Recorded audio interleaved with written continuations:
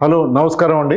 నా పేరు సుభాష్ బాబు. నా కంపెనీ పేరు సుసంపద ఫిన్మార్ట్. ఆ కంపెనీకి నా ఫౌండర్ సిఇఓని. నేను by qualification certified financial planner and wealth manager. అది కాకుండా amphi certified mutual fund distributor. ఇవన్నీ క్వాలిఫికేషన్స్ తో నా నా అటెంప్ట్ ఎలా ఉంటుంది అంటే, మామూలు ప్రజలకి, మామూలు మనుషులకి, మీలాంటి వ్యక్తులకి, మన చుట్టూ ఉండే వ్యక్తులకి నేను ఒక ఫైనాన్షియల్ ప్లానింగ్ చేయగలిగేలా ఉండాలి. ఆ ఆబ్జెక్టివ్ తో నేను ఈ క్వాలిఫికేషన్ ఎక్వైర్ చేయడం జరిగింది, ఈ సంస్థ పెట్టడం జరిగింది. నా దాదాపు నా క్లయింట్స్ తో చాలా మందితో ఇంటరాక్ట్ అవుతూ ఉంటాను. నేను చాలా మంది లక్షాధికారులు అయ్యారు, కోటీశ్వరులు చాలా మంది అయ్యారు. నా ఆకాంక్ష ఏమిటంటే, మీ అందరూ కూడా డెఫినెట్ గా మనందరూ కలిసి మనం వర్క్ చేసి మీరు కూడా మీ ఫైనాన్షియల్ జర్నీలో సక్సెస్ చూడాలని నా సిన్సియర్ కోరిక, అభిలాష అండి. నా ఈ చిన్న ఛానల్ ని మీరు సబ్స్క్రైబ్ చేసి, లైక్ చేసి, షేర్ చేయండి. ఎందుకంటే మీతో నేను చాలా విషయాలు షేర్ చేసుకోవాలని నా ఉద్దేశం. ఇప్పుడు చాలా మందికి మన సొసైటీలో 85% చాలా మందికి ఆ కైండ్ ఆఫ్ పాపులేషన్ కి ఫైనాన్షియల్ అవేర్నెస్ లేదు. అంటే మనందరం కష్టపడి ఉద్యోగం చేస్తున్నాం, పని చేస్తున్నాం, జీతం తెచ్చుకుంటున్నాం, మనం జీవితం గడిపేస్తున్నాం. ఒక 10, 15, 20 ఏళ్ళ తర్వాత చూసుకుంటే మన బ్యాంక్ అకౌంట్ లో సరైన డబ్బు ఉండట్లేదు. మన ఫైనాన్సెస్ లో ఉన్న ఇన్వెస్ట్మెంట్స్ తక్కువగా గ్రో అవుతున్నాయి. ఎందుకు? అప్పుడు ఏం చేయాలి అంటే, కొంచెం టైం అప్పుడే కొంచెం వేస్ట్ అయిపోయింది అనుకోవాలి మనం. ఈ పిల్లు లేకపోతే పిల్లాడి చదువుకో, లేకపోతే అమ్మాయి చదువుకో, ఇవి వచ్చినప్పుడు మనకు కావాల్సిన డబ్బు చేతిలో ఉండట్లేదు. అప్పుడు మనం అయ్యో అనుకుంటే లాభం లేదు. మనం ఉద్యోగం స్టార్ట్ చేసినా కానీ, బిజినెస్ చేసినప్పటి నుంచి కానీ, మనం రైట్ ఫ్రమ్ డే 1 మన ఫైనాన్షియల్ ప్లానింగ్ లో కొంచెం అవగాహన తెలుసుకుంటే మనం చాలా బాగా మనం ఫైనాన్షియల్ ప్లానింగ్ చేసి ముందు వెళ్ళొచ్చు మన ఫైనాన్షియల్ లైఫ్ లో. ఇది నా కోరిక, ఆకాంక్ష అండి. ఇప్పుడు మనం చాలా మంది ఇన్వెస్ట్మెంట్ అంటే చిట్ ఫండ్స్, బ్యాంక్ ఎఫ్డీలో, సేవింగ్స్ అకౌంట్ అని, మహా అయితే పోస్ట్ ఆఫీస్, ఒక ప్లాట్ కొనడం, బంగారం కొనడంతో పరిమితం అయిపోతాం మనం. ఈ ఫైనాన్షియల్ సేవింగ్ యాక్చువల్గా కాదు. ఎందుకంటే సేవింగ్స్ అకౌంట్ లో ఈ మధ్యనే స్టేట్ బ్యాంక్ ఆఫ్ ఇండియా, అంటే ఇండియాస్ లార్జెస్ట్ బ్యాంక్, వాళ్ళ సేవింగ్స్ ఇంట్రెస్ట్ ని బాగా తగ్గించేశారు. 2.5% ఇప్పుడు వాళ్ళు ఇచ్చే మన ఇంట్రెస్ట్ మనం పెట్టిన సేవింగ్స్ అకౌంట్ లో ఉన్న బ్యాలెన్స్ మీద. అలాగే ఫిక్స్డ్ డిపాజిట్స్, మీలో 30లో ఉన్న వాళ్ళు ఉన్నారు, ఏజ్ వైజ్ 40లో ఉన్న వాళ్ళు ఉంటారు, 50, 60లో ఉన్న వాళ్ళు ఉంటారు. రకరకాల ఏజ్ గ్రూప్ వాళ్ళకి బ్యాంక్ ఎఫ్డీలు నా లెక్కల ప్రకారం 6 to 7.5% రేట్ ఆఫ్ ఇంట్రెస్ట్ ఇస్తోందండి బ్యాంక్స్. మీకు ఒక విషయం చెప్పిన, ఇన్ఫ్లేషన్ అంటాం దాన్ని మనం. ఇన్ఫ్లేషన్ అనేది మన ఖర్చులు పెరగడాన్ని ఇన్ఫ్లేషన్ అంటాం. అంటే మనదంటే సొంత ఖర్చులు కాదు, మన దేశంలో కన్స్యూమర్ ప్రైస్ ఇండెక్స్ అంటారు. గవర్నమెంట్ వాళ్ళు దాన్ని ఆ పారామీటర్స్ చెక్ చేస్తూ ఉంటారు. అవి చూసుకుంటే మనం తినే ఆహారం కానీ, మనం కొనే బియ్యం కానీ, ఆయిల్స్ అవనండి, పెట్రోల్ అవనండి, ఇవన్నీ కూడా ప్రతి ఏడు ప్రైసెస్ పెరుగుతూ ఉంటాయి. దీన్ని ఇన్ఫ్లేషన్ అంటారు. అంటే మనం సింపుల్ గా చెప్పాలి అంటే, మనం పరిగెడితే ముందుకు వెళ్తాం. మనం అదే ఒక ట్రెడ్మిల్ మీద పరిగెడితే అక్కడే ఉంటాం. ఇన్ఫ్లేషన్ అమౌంట్, మన ఇంట్రెస్ట్, మన ఆర్జించే ఇంట్రెస్ట్ కానీ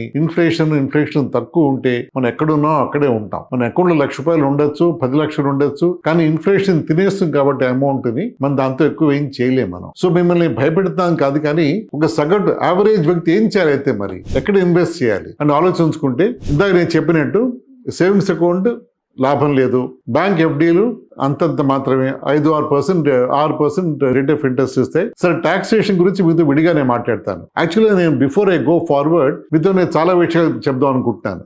అంటే నా అప్కమింగ్ టాపిక్స్ ఎలా ఉండబోతాయంటే, ఒక రిటైర్మెంట్ ప్లానింగ్. మీలో చాలా మంది 30s, 40s, 50s లో ఉంటారు, 60 కూడా ఉండొచ్చు, రిటైర్ అయిపోయిన వాళ్ళు కూడా ఉండొచ్చు. సో ముందుగా జాగ్రత్త పడి రిటైర్మెంట్ కి మనం జాగ్రత్తగా అమౌంట్ ని ఎలా సేవ్ చేయగలం అని మనం ప్లాన్ చేయాలి అంటే, నేను మీకు దాని టిప్స్, గైడ్ లైన్స్ ఇస్తాను. మీకు నేను చేసి ఎగ్జాంపుల్స్ చూపిస్తాను మీకు నేను. అలాగే మీ అబ్బాయికో అమ్మాయికో చదువుకి మీరు హైయర్ ఎడ్యుకేషన్ ప్లాన్ చేయాలి. ఇప్పుడు మెడికల్ ఎడ్యుకేషన్ ఈ రోజుల్లో 50 లక్షలు ఉందనుకోండి, అది మీ అమ్మాయి ఇప్పుడు 10వ క్లాస్లోనో 8వ క్లాస్లో ఉందనుకోండి. అమ్మాయి డాక్టర్ అవ్వాలి అంటే, అమ్మాయి మెడిసిన్ చదవడానికి వచ్చేప్పటికీ ఆ 50 లక్షలు కాస్త 80-90 లక్షలు అయిపోతుంది ఇన్ఫ్లేషన్ తో. మెడికల్ ఇన్ఫ్లేషన్, ఎడ్యుకేషన్ ఇన్ఫ్లేషన్ కూడా బాగా ఎక్కువలో ఉన్నాం మనం ప్రస్తుతం. ఎందుకంటే డిమాండ్ బట్టి అవి కూడా ప్రైసెస్ పెరుగుతూ ఉంటాయి. అలాగే ఇంజనీరింగ్, అలాగే మిగతా ప్రొఫెషనల్ కోర్సెస్ కూడా. సో మనం దానికి ఆ డబ్బును మనం రెడీగా అవ్వాలి అంటే, అమ్మాయి అబ్బాయి చదువుకు వచ్చేప్పటికి ఏం చేయాలి, మనం ఇప్పుడు ఎలా ఇన్వెస్ట్ చేయాలి, అది మీకు నేను ఎగ్జాంపుల్స్ చేసి చూపిస్తాను మీకు నేను. అలాగే పెళ్లికి, అమ్మాయి పెళ్లి అంటే అందరికీ చాలా హ్యాపీ ఈవెంట్ ఇంట్లో, ఫ్యామిలీలో. అది ఇప్పుడు ప్రస్తుత పరిస్థితుల్లో అంటే కట్నాలు కనుకల విషయం పక్కన పెడితే, మనం మామూలుగా ఒక 25-30 లక్షలు ఖర్చు అవుతుంది. వెన్యూ అంటాం, లేకపోతే ఇంకేదో ఉంటాయి, బట్టలు, బంగారం అన్నీ ఉంటాయి. పెళ్లి అంటే 25-30 లక్షలు. ఇప్పుడు 10 ఏళ్ల తర్వాత ఎంత అవుతుంది? అది ₹1,00,00,000 అవుతుంది. ఎందుకంటే దానికి ఆ ఇన్ఫ్లేషన్ కి హై రేట్ ఆఫ్ ఇన్ఫ్లేషన్ ఉంటుంది దాంట్లో. మనం అంటే బట్టలు అవ్వచ్చు, లేకపోతే వెడ్డింగ్ హాల్స్ అవ్వచ్చు, లేకపోతే రకరకాల ఖర్చులు ఉంటాయి పెళ్లి అంటే. 89 లక్షలు ₹1,00,00,000 అవ్వచ్చు. ఆ డబ్బు మా 10 ఎలా మనం రెడీ చేసుకుంటాం? మీకు దానికి కూడా మీకు నేను సొల్యూషన్స్ చెప్తాను, టిప్స్ చెప్తాను. అలాగే ఇల్లు కొనుక్కోవాలి. ఆబ్వియస్ గా మీరు మీ అమ్మాయి పెళ్లి చేశారు, అబ్బాయి చదివించారు, అందరి మీరు మీకు ఇల్లు అది కావాలి కదా. దానికి ఏం చేయాలి? మనం హోమ్ లోన్స్ ఎలా తీసుకోవాలి, ఎలా ప్లాన్ చేయాలి, ఎలా అప్రోచ్ అవ్వాలి, మీకు అది కూడా నేను చూపిస్తాను. ఎగ్జాంపుల్స్ చేసి చూపించి మీకు కంఫర్టబుల్ గా చేసే బాధ్యత నాది. మీరు ఒక్కటే చేయవలసింది ఏమిటంటే మీరు మీ ఫైనాన్షియల్ లైఫ్ లో డిసిప్లిన్ గా ఉండండి. నేను చెప్పిన అడ్వైస్ ని మీరు ఆలోచించి నచ్చితే ముందుకు వెళ్ళండి, నచ్చకపోతే నన్ను అడగండి. నా నెంబర్స్ మీకు కనిపిస్తాయి, నాకు ఫోన్ చేసి అడగండి, క్లారిఫికేషన్స్ ఇస్తాను. మీరు ఎప్పుడైనా ఫోన్ చేయొచ్చు.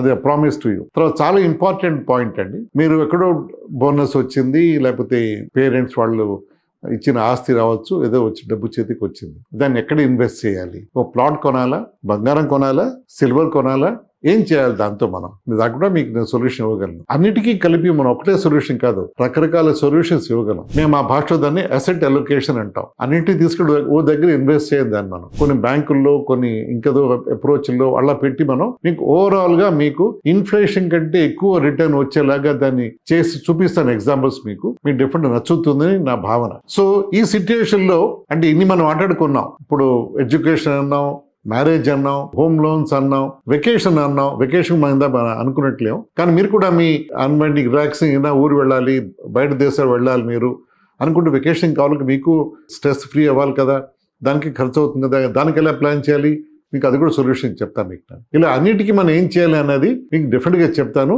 నా నెక్స్ట్ ఎపిసోడ్ వీడియోస్ కోసం వెయిట్ చేయండి. నేను మీకు నా ప్రామిస్ ఏమిటంటే మీరు కాన్ఫిడెంట్గా కంఫర్టబుల్గా అయ్యేంత వరకు నేను మీకు చెప్తూనే ఉంటాను. అది నా బాధ్యత, డ్యూటీ అనుకోండి. Thank you. నమస్కారం అండి.